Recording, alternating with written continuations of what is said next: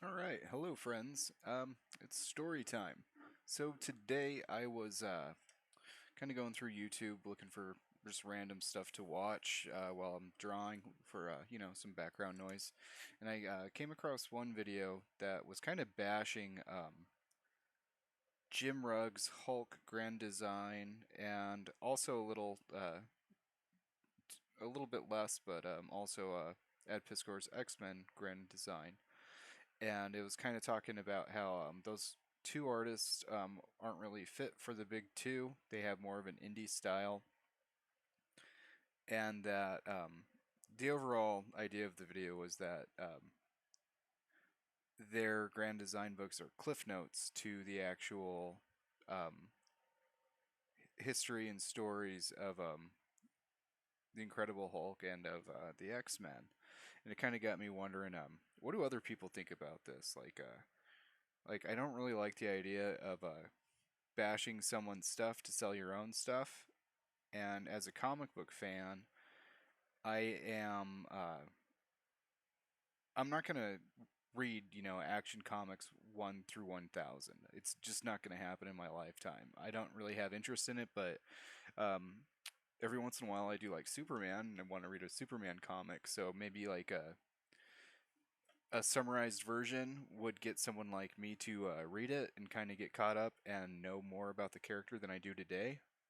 Um, but also the Cartoonist Kayfabe guys, they have a very large audience, and their audience may have never read the entire run of the Incredible Hulk or the X Men, and this might actually get people that have only really gotten to know these characters through little through the movies or cartoons, animated series, whatever.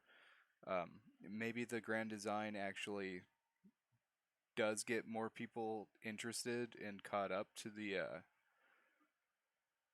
characters' stories and origins, and maybe then they can go back and say, "Oh, well, that one was really interesting.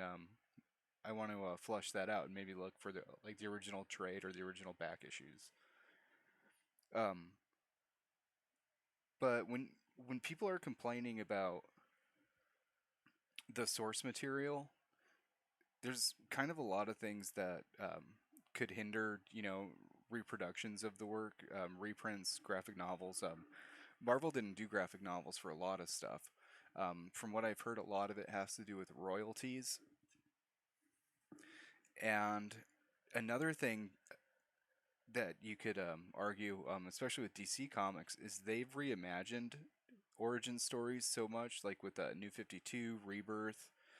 Um,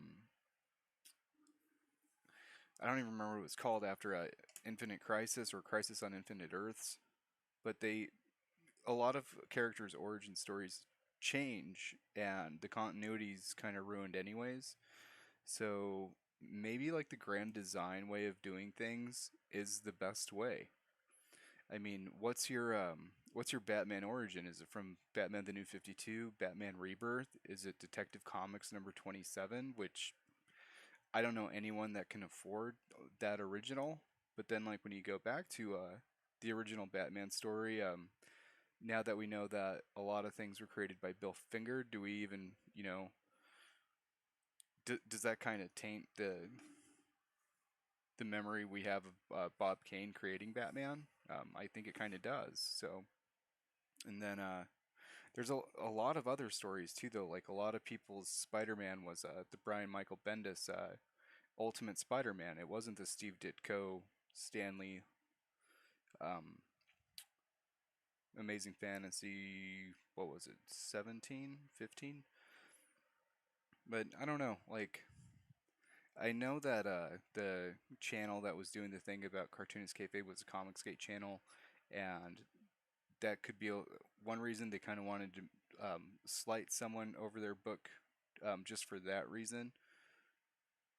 But why even bring it up if these guys are trying to sell comics and trying to approach a character with respect and get more people's eyes on it when what you're trying to sell is a culture war, and you don't want people to buy stuff from the big two. You want people to buy your stuff, and everything else is not good.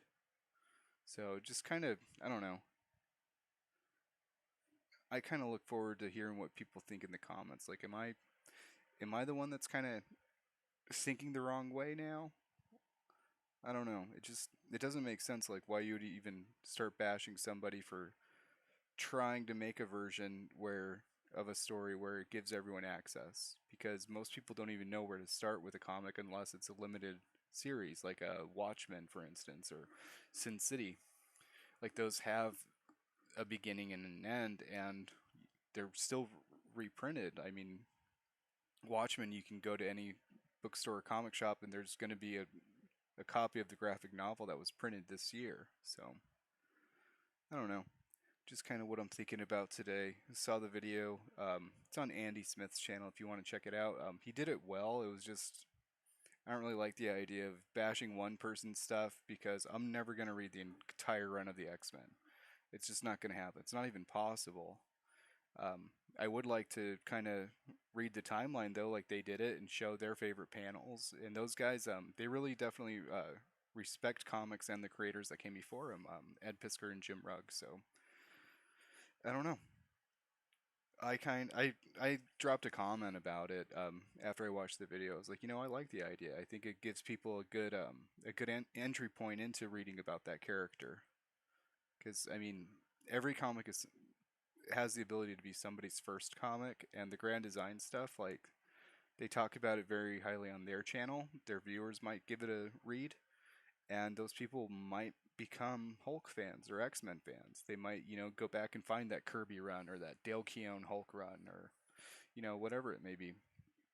But that's kind of the thought of the day, what I was watching today. I'm probably going to do a new video later because there's an art auction.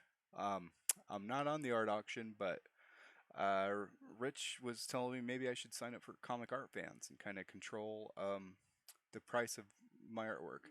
And this page has taken me far too long. This is day number 3 on it, but it's looking good. I really do like the page. I'm just kind of jumping around, figuring out where I want to go on the page. A lot of fine line stuff, a lot of brush work. But thanks for hanging out, guys. I'll see you in the next one.